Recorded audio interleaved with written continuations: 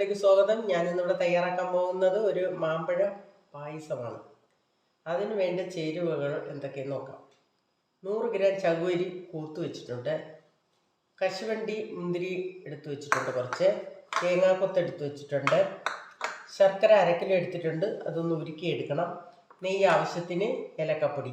അപ്പം ആദ്യം തന്നെ മാങ്ങ തോല് കളഞ്ഞ് കട്ട് ചെയ്ത് വേവിച്ചെടുക്കണം, ശർക്കര ഒന്ന് ഉരുക്കിയെടുക്കണം. അപ്പോൾ മാങ്ങ ഞാൻ കട്ട് ചെയ്തെടുത്തിട്ടുണ്ട്. ഇനി ഇത് നമുക്ക് ഒരു ജാറിലോട്ട് ഇട്ട് കൊടുക്കാം. ഇതൊന്ന് ജാറിലേക്ക് ഇട്ട് കൊടുക്കാം. ഇത് നന്നായിട്ടൊന്ന് അടിച്ചെടുക്കാം നമുക്ക്. അതുപോലെ തന്നെ തേങ്ങാപ്പാലും കൂടെ റെഡിയാക്കി. മാമ്പഴം ഞാൻ നല്ല കട്ടിക്കാണ് അരച്ചെടുത്തത്, ഒട്ടും വെള്ളം ഒഴിച്ചിട്ടില്ല. പിന്നെ തേങ്ങാപ്പാൽ ഇത് 2ാം പാല്, ഇത് ആദ്യത്തെ പാല്. ശർക്കര ഞാൻ ഉരുക്കി എടുത്ത് വെച്ചിട്ടുണ്ട്, ഇനി നമുക്ക് തയ്യാറാക്കണം എങ്ങനെയെന്ന് നോക്കാം.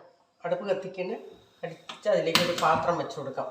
വെള്ളം പറ്റിയിട്ടുണ്ട്. ഇതിലേക്ക് നമുക്ക് ഒരു 3 ടേബിൾ സ്പൂൺ നെയ്യ് ഒഴിച്ച് കൊടുക്കാം. തേങ്ങാക്കൊത്തിട്ട് കൊടുക്കാം. ഇതിലേക്ക് നമുക്ക് എടുത്ത് വെച്ചിട്ട് അണ്ടിപ്പരിപ്പ് മുന്തിരിങ്ങ ഇട്ട് കൊടുക്കാം. ഏകദേശം ആയിട്ടുണ്ട്. ഇതിനൊന്ന് നമുക്ക് കുറച്ച് കോരി എടുക്കാം. ഇതിലേക്ക് അരച്ച് വെച്ചിരിക്കുന്ന മാമ്പഴം ഇട്ട് കൊടുക്കാം. ഇത് നല്ല കട്ടിയായിട്ടാണ് ഞാൻ അരച്ചെടുത്തിട്ടുള്ള. അതുപോലെ നാരുള്ള മാങ്ങയും പായസത്തിന് എടുക്കരുത്.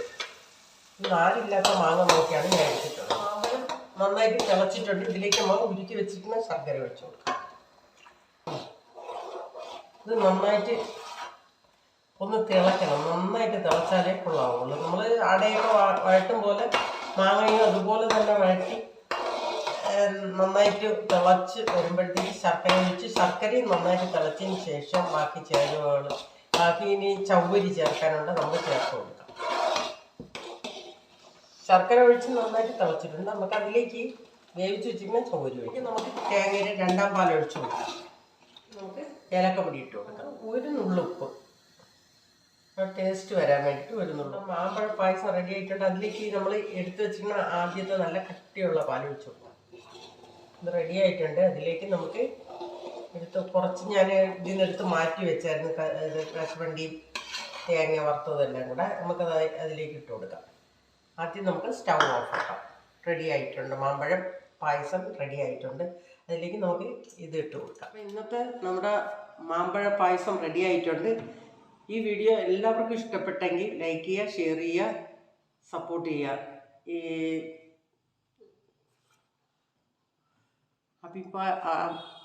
ഈ വീഡിയോ കണ്ടിട്ട് അഭിപ്രായങ്ങളും നിർദ്ദേശങ്ങളും പറയണം. നമസ്കാരം.